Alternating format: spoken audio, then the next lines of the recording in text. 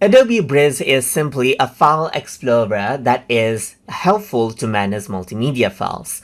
So you can do regular tasks with it as well. For example, you can go ahead and duplicate out files as you want. Let's say, for example, I'm going to go around onto my YouTube drive right here, and then let me just go ahead onto the images folder. So I have images folder inside, and here you can see that I got a bunch of images. So let's say what I want to do is I want to go ahead and make a copy of this particular file. In that case, you can simply go ahead and right click, and you can see that duplicate is an option. And then you create a duplicate of this file.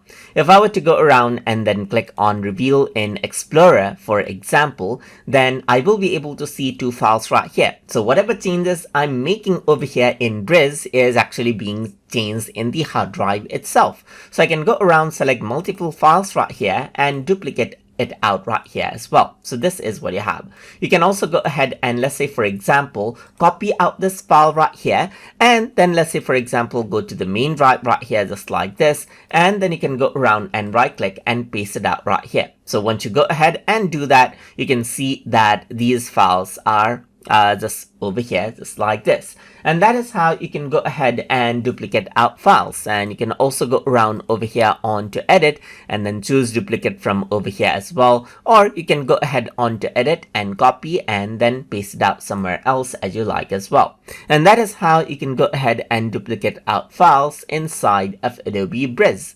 So I hope you guys learned something as always, and as always, please like, comment, share and subscribe.